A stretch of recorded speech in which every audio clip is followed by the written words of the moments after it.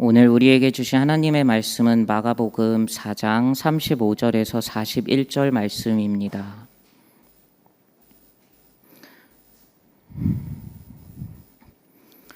다 찾으셨으면 제가 대독하겠습니다.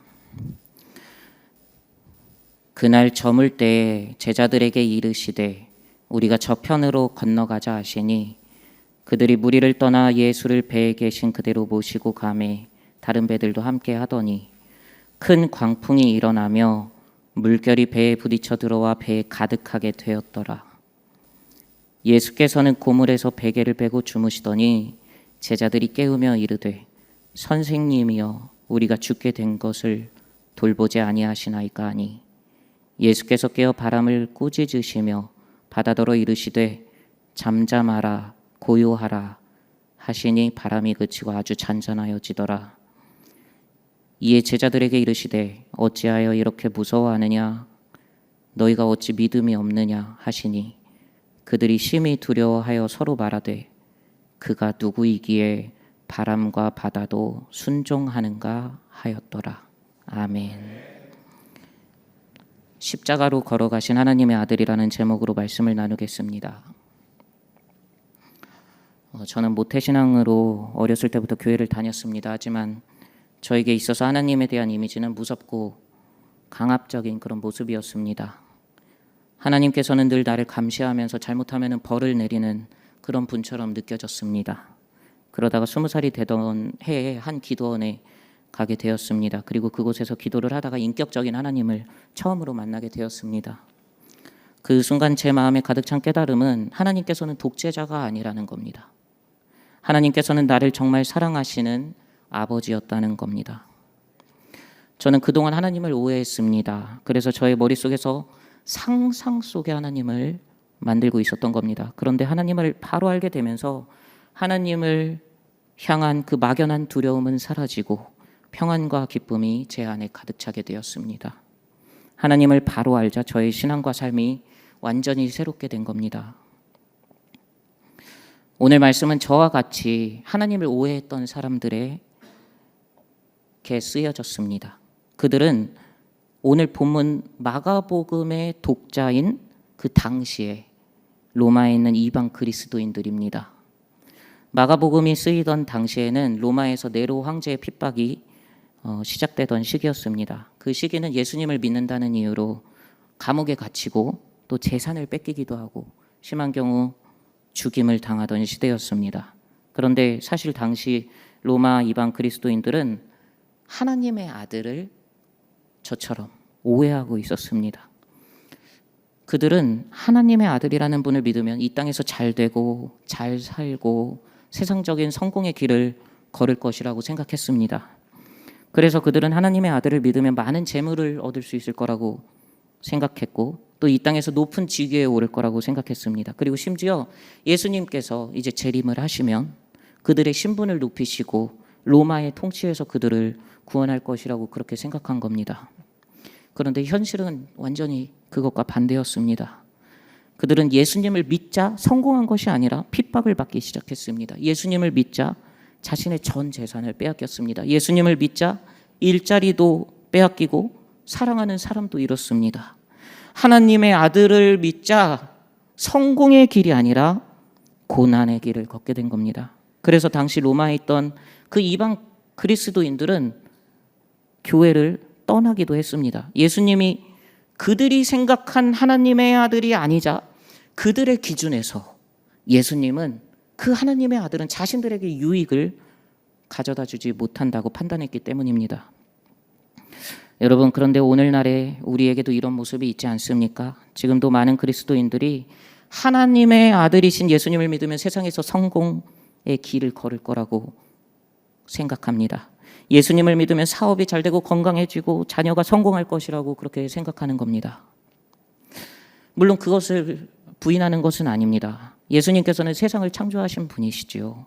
그리고 우리에게 가장 좋은 것을 날마다 베푸시는 분입니다. 심지어 자기의 목숨까지도 우리에게 베풀어 주신 분이시기 때문에 이 땅에서 우리에게 그보다 더한 복들을 주실 수 있는 분입니다. 그러나 우리는 예수님께서 그러한 것을 우리에게 주실 수 있는 분이라는 말을 예수님을 믿으면 이 땅에서 세속적으로 잘 될 것이라는 말로 그렇게 오해해서는 안 됩니다. 마치 제가 예수 그리스도를 오해했던 것처럼 우리는 많은 경우에 하나님의 진짜 모습을 오해하고 있다는 겁니다. 우리가 예수님을 믿고 예수님의 길을 따른다는 것, 그것은 세상적인 성공의 길을 걷는 것과 완전히 정반대의 길이기 때문입니다.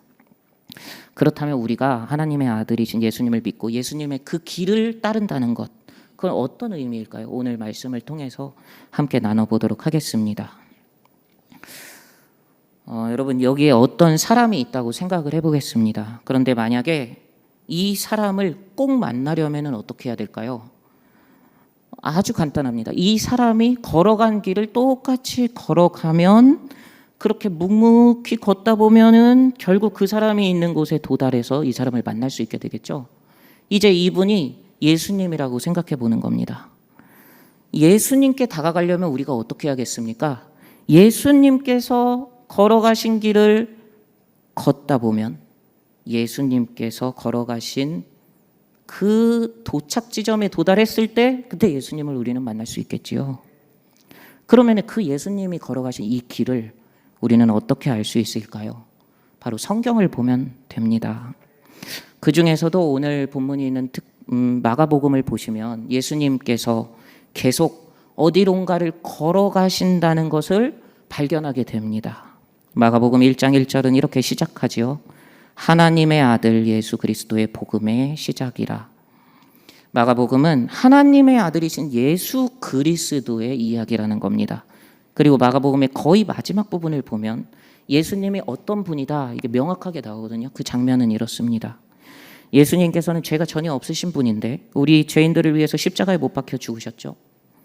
그 십자가가 바로 하나님의 아들이신 예수님께서 걸어가셔서 도착하신 최종 목적지라는 겁니다. 그리고 예수님께서 못 박히신 그 장면을 보면서 로마 군대 백부장이 이렇게 고백하는 거죠. 예수를 향하여 섰던 백부장이 그렇게 숨지심을 보고 이르되 이 사람은 진실로 하나님의 아들이었도다 하더라. 마가복음에서 이 백부장은 예수님이 로마와 완전히 싸워서 이기는 모습을 보면서 와, 이분 하나님의 아들이구나 했던 것이 아닙니다. 이 로마의 백부장은 예수님께서 로마와 이스라엘의 통치자, 정복자, 왕이 되시는 모습을 보면서 이분은 하나님의 아들이구나 했던 것이 아닙니다. 백부장은 오늘 말씀, 지금 읽은 이 말씀을 보면은 예수님께서 십자가에 숨지시는 모습을 보면서 와, 예수님은 하나님의 아들이구나 이렇게 고백하는 겁니다. 지금 마가복음은 이 장면을 통해 무엇을 이야기하고 있을까요? 당시에 이 마가복음을 받아보는 독자들이 누구라 그랬죠? 로마 가운데서 예수님을 믿으며 고통받는 성도들이라고 했지요. 그 이방 그리스도인들을 향해서 이야기하는 겁니다. 예수님의 모습은 너희가 바라는 그 성공의 모습, 세속적인 성공의 모습, 그런 모습이 아니다. 이렇게 이야기하는 겁니다. 그러면서 마가복음은 동시에 너희가 지금 예수님을 믿는다고 고통을 받는 그거, 그 고통의 길, 그 고난의 길, 그 길이 바로 예수님이 걸어가신 길이야. 너희가 지금 아주 잘 걸어가고 있는 거야. 이렇게 이야기하고 있는 겁니다. 사실 오늘의 본문은 마가복음의 독자들과 같이 예수님을 오해한 사람들의 모습을 보여주고 있습니다. 그들은 바로 예수님의 제자들입니다. 예수님께서는 바닷가에서 제자들과 무리들을 많이 가르치셨습니다. 여기서 말하는 이 바닷가는 갈릴리 바다를 말하는데요. 사실은 호수지요. 그 크기가 너무 커서 사람들은 호수라고 하지 않고 바다라고 불렀습니다. 예수님께서는 이 바닷가에서 제자들과 무리들을 가르치시고 이 바다 건너편으로 건너가자 이렇게 말씀하셨습니다. 그래서 제자들은 예수님을 이 배에 모시고 갈릴리 바다를 가로질러 건너가게 됩니다. 그렇게 갈릴리 바다를 건너는 중에 예수님과 제자들은 큰 광풍을 만나게 됩니다. 그런데 이 광풍이 얼마나 컸던지 바닷물이 넘쳐서 배에 가득 차게 되었다고 합니다. 그런데 이 절체절명의 순간에 예수님께서는 무엇을 하고 있으셨습니까? 본문 38절 말씀입니다. 예수께서는 고물에서 베개를 베고 주무시더니 제자들이 깨우며 이르되 선생님이여 우리가 죽게 된 것을 돌보지 아니하시나이까 하니 예수님께서는 고물에서 베개까지 베고 주무시고 계셨습니다. 당시 배는 이런 구조였습니다. 고물은 배 뒤편을 이야기를 하는데요. 사진 속에 그 배 뒤편에서 잠을 잔다면 옷만 젖었겠습니까? 바닷물이 배에 가득 찼다고 하니 예수님이 물에 잠겨 있으셨을 겁니다. 그냥 아마도 베개를 베고 있었으니까 그래도 코 정도는 물 밖으로 나와 있으셨겠지요. 그런데 예수님께서 도대체 얼마나 피곤하셨으면 물에 젖은 상태로, 물에 빠진 상태로 계속 주무시고 계신 겁니다. 그런데 예수님께서는 제자들이 깨우시자 그때 일어나시죠. 여러분, 예수님께서는 물에 빠져서도 주무시는데 우리가 신음하며 괴로워할 때 바로 일어나셔서 우리를 살피시는 분이심을 믿으시기 바랍니다. 그리고 제자들은 예수님을 향하여서 이렇게 이야기를 합니다. 선생님이여 우리가 죽게 된 것을 돌보지 아니하시나이까? 여러분께서는 제자들의 이 말이 공손한 말처럼 들리십니까? 아니면 예수님을 향한 원망처럼 들리십니까? 이 말 속에는 예수님을 향한 원망과 불신과 비난이 들어 있습니다. 지금 제자들은 예수님을 향해서 주님은 우리에게 관심도 없습니까? 주님은 우리가 죽던 말던 관심 없습니까? 이렇게 말하면서 자신들이 죽게 된 상황에서 예수님께 지금 발끈하고 있는 겁니다. 그렇다면 왜 제자들에게서 이런 반응이 나왔을까요? 왜 제자들은 예수님을 향해서 발끈했을까요? 제자들에게 이러한 반응이 나온 이유는 마가복음의 다른 장면에서 등장하는 제자들의 다른 태도들을 보면서 더 정확하게 알 수 있습니다. 예수님께서 어느 날 제자들을 향해서 이렇게 말씀하셨습니다. 인자가 많은 고난을 받고 장로들과 대제사장들과 서기관들에게 버림받아 죽임을 당하고 사흘 만에 살아나야 할 것을 비로소 그들에게 가르치시되, 예수님께서 지금 내가 죽을 거다 이거를 공식적으로 제자들에게 가르쳐 주신 겁니다. 그러자 베드로가 발끈합니다.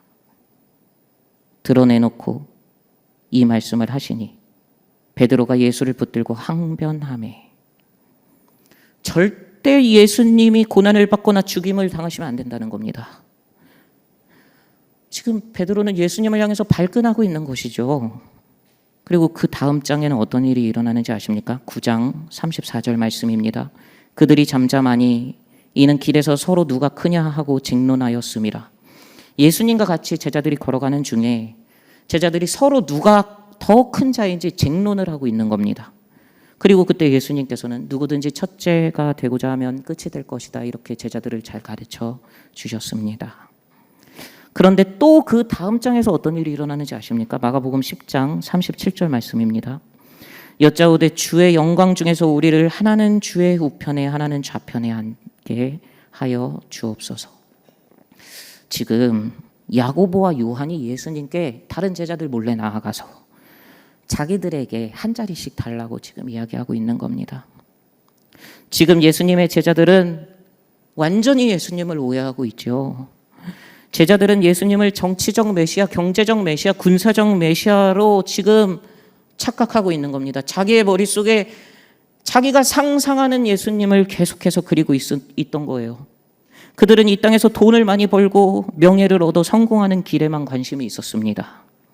그들은 예수님께서 고난의 길, 십자가의 길을 걷는 일에는 전혀 관심이 없어요. 그러니까 이런 제자들에게 있어서 이 바다 한가운데서 만난 풍파는 얼마나 그들에게 두려운 것이겠습니까? 그리고 예수님이 얼마나 원망스러울까요? 자신들이 얻어야 하는 게 너무 많은데 그것을 아직 얻지도 못했는데 자신이나 예수님 한 분이라도 풍파에 죽어버리면 자신들이 얻어야 할 것을 얻지 못하고 다 끝나는 겁니다. 꿈꾸던 권력도 끝나고 꿈꾸던 성공도 끝나고 꿈꾸던 미래도 다 무너져 버리게 되는 겁니다. 그러니까 제자들이 예수님을 향해서 주님은 우리에게 관심도 없습니까? 이렇게 발끈하고 있는 겁니다. 여러분, 우리는 무엇이 두려워 발끈하고 있습니까? 제가 교회에서 사역을 시작하기 전에 돈을 벌기 위해서 공사 현장에서 노가다 일을 했었습니다. 그곳에서 한 아저씨를 만났는데 그 아저씨는 또 예수님을 믿는 분이었습니다. 그래서 그 아저씨와 저는 급속도로 이제 친해지게 되었지요. 그 아저씨는 그렇게 험한 일을 하시면서도 항상 하나님의 사랑에 대해서 저에게 많은 말씀을 해주신 분입니다. 그런 아저씨가 저에게는 정말 부드럽고 따뜻하게 느껴졌습니다. 어느 날 제가 그 아저씨와 함께 불려간 현장은 큰 상가를 건축하는 현장이었어요. 그리고 그곳에서 제가 맡은 일은 다른 그 아저씨들 여러 명과 함께 상가 지하에 건물을 짓기 전에 케이블을 묻는 일이었습니다. 현장에서 일을 해보신 분들 아시겠지만 지하에 들어가는 이 케이블 드럼이라는 큰 원통형 나무에 감겨 있고 매우 무겁습니다. 이게 가장 가벼운 게 한 1톤 정도 되거든요. 그 케이블 드럼에 감겨 있는 케이블은 그냥 이 케이블을 빼기가 너무 어려우니까 이 케이블 드럼 거치대에다가 딱 꽂아서 이 축에다가 꽂은 다음에 이 케이블을 당겨서 지하로 끌고 가서 이제 묻는 그런 작업을 진행을 합니다. 그래서 그 드럼을 거치대에다가 딱 꽂으려면은 이 케이블 드럼을 들어야 되잖아요. 그러니까 보통 그때는 지게차를 이용해서 그 축에다가 이 케이블 드럼을 꽂는 것이 일반적인 작업 방식입니다. 그런데 이 현장에서 반장님이 그 케이블 드럼을 일하는 저희들 보고 들어가지고 그 축에 꽂으라는 거예요.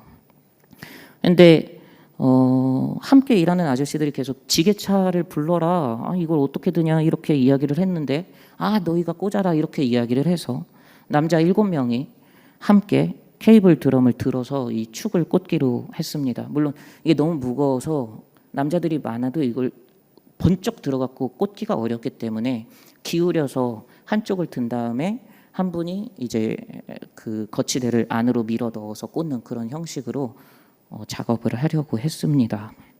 저도 그것을 함께 들었는데요. 그게 너무 무거우니까 또 이 통이 미끄럽거든요. 장갑을 껴도. 그래가지고 미끄러지고 만 겁니다. 여러 명이 있는데 이제 같이 미끄러지는데 제가 하필이면 그것을 놓치는 그 타이밍에 다리 하나가 그 들려진 곳에 살짝 들어가 있었어요. 그래서 이제 빼는데 너무 늦게 빼는 바람에 허벅지를 다치고 말았습니다. 조금만 늦게 뺐어도 이 다리가 절단될 수도 있는 그런 상황이었죠. 근데 그때 그 저랑 친한 그 하나님의 사랑을 날마다 저에게 가르쳐 주셨던 그 아저씨가 현장 그 반장을 향해서 욕을 하는 겁니다. 그런데 그 욕이 얼마나 창의적이던지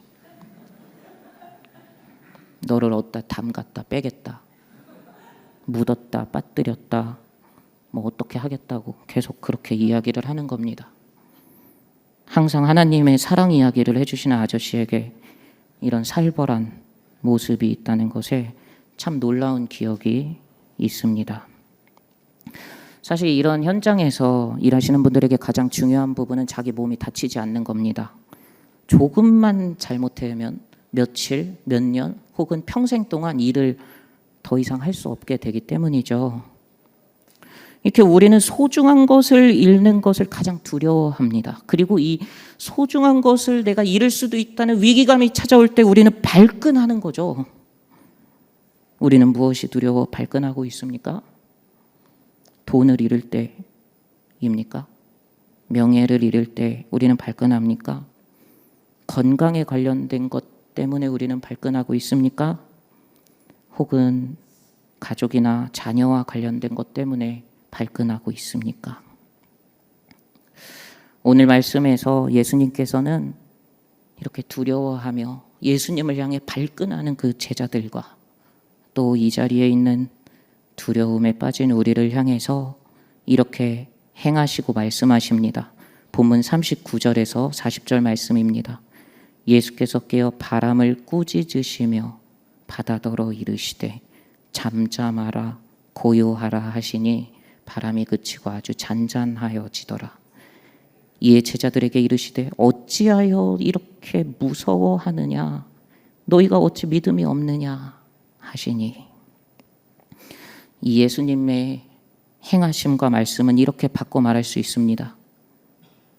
얘들아, 세상의 가치에 소망을 두고 그것을 위해 살지 말아라. 세상의 것을 잃을까, 얻지 못할까 더 이상 무서워하지 말아라. 너희는 나를 믿는 믿음만을 가지고 담대하게 살아라. 예수님께서 이렇게 말씀하고 계시는 겁니다. 여러분, 우리에게는 이 예수님의 행하심과 예수님의 말씀이 위로로 다가옵니까? 두려움으로 다가옵니까? 제자들의 반응은 어땠을까요? 본문 41절 말씀입니다. 그들이 심히 두려워하여 서로 말하되 그가 누구이기에 바람과 바다도 순종하는가 하였더라. 제자들은 지금 도대체 저 사람이 누구야? 도대체 저 사람이 누구야? 이렇게 이야기를 하고 있는 겁니다. 그들은 지금까지 예수님이 자신에게 성공을 가져다 줄 뿐이라고 생각했어요. 예수님이 정치적, 경제적, 군사적 메시아라고 자기의 상상 속의 메시아의 모습, 하나님의 아들의 모습을 만들고 있었습니다. 자신들을 로마의 압제에서 해방하고 이 메시아는 이스라엘의 왕이 되어주실 분이라고 그렇게 굳게 믿었지요. 그런데 지금 예수님의 모습을 보니까 자신이 생각했던 그 하나님의 아들이 아닌 겁니다. 지금 예수님의 모습을 보니까 자신들은 저분이 누구야? 도대체 도무지 모르겠다는 겁니다. 그렇다면 도대체 하나님의 아들은 어떤 분입니까? 이 모든 해답은 십자가에 있습니다. 예수님께서는 정치적 권력을 선택하지 않으셨어요. 예수님께서는 세상의 금은보화를 선택하지 않으셨어요. 예수님께서는 군사와 힘을 선택하지 않으셨습니다. 예수님께서는 이런 걸 선택하지 않으시고 계속해서 어디론가 걸어가고 계시지요. 그리고 예수님께서 최종적으로 도착하신 곳이 어디입니까? 바로 십자가라는 겁니다. 그리고 그 십자가에 달리신 예수님을 바라보며 로마군 백부장이 이렇게 고백하는 겁니다. 이 사람은 진실로 하나님의 아들이었도다. 하나님의 아들은 죄인을 사랑하여 스스로 십자가로 걸어가신 분입니다. 여러분, 우리가 예수님을 만나고 싶습니까? 우리가 하나님의 아들이 어떤 분인지 알고 싶습니까? 예수님과 교제하고 예수님을 향한 우리의 그 뜨거운 사랑을 예수님과 함께 나누고 싶습니까? 십자가로 나아가시기 바랍니다. 십자가로 걸어가는데 반드시 지나가야 하는 그 십자가의 길, 그 길이 바로 예수님께서 걸어가신 길이고 예수님께서 계시고 우리가 예수님을 만나는 자리입니다. 그리고 혹시 우리 가운데 십자가의 길을 이미 걷고 계시는 분이 계십니까? 직장에서, 학교에서, 가정에서 오해를 받거나 비난을 들을 때 그에 맞서기보다는 주님께 마음을 들이며 묵묵히 참아내는 분이 혹시 이 자리에 계십니까? 누군가 나에게 무심한 말이나 행동으로 상처를 주었을 때 그들을 미워하는 것이 아니라 주님, 저들의 죄를 사하여 주옵소서 라며 기도하는 분이 이 자리에 계십니까? 취업 실패, 재정적 어려움, 건강 악화, 자녀의 문제로 몸과 마음이 지쳐 있을 때 원망하는 것이 아니라 이 고난 뒤에 있는 주님의 그 선하신 뜻을 신뢰함으로 전진하여 나아가는 분이 혹시 이 자리에 계십니까? 그렇다면 그분들께는 제가 이런 말씀을 드리고 싶습니다. 여러분께서 걸어가시는 그 길이 바로 예수님께서 걸어가신 길이며 그 길 끝에는 십자가를 지신 예수님이 계시다는 겁니다. 그리고 우리는 예수님과 함께 십자가에 못 박혔듯 예수님과 같이 부활의 영광을 맞이할 것입니다. 이렇게 말씀드리고 싶습니다. 우리 마지막으로 화면에 나오는 이러한 고백을 함께 올려드리면 좋겠습니다. 다 같이 읽겠습니다. 시작. 우리는 세상 재물, 권력, 명예가 탐나지 않습니다. 세상 것을 잃을까 두렵지 않습니다. 십자가로 나아가신 하나님의 아들 한 분이면 충분합니다. 믿음으로 십자가의 길을 걸어가서 우리를 무한히 사랑하시는 그 하나님의 아들을 대면하는 그 기쁜 날을 우리 함께 맞이하길 소망합니다. 기도하겠습니다. 세상의 것을 잃을까 두려워하지 않고 십자가로 묵묵히 걸어가신 그 예수님만을 바라보며 믿음으로 살아가는 성도 되게 하여 주시옵소서. 예수님의 이름으로 기도합니다. 아멘.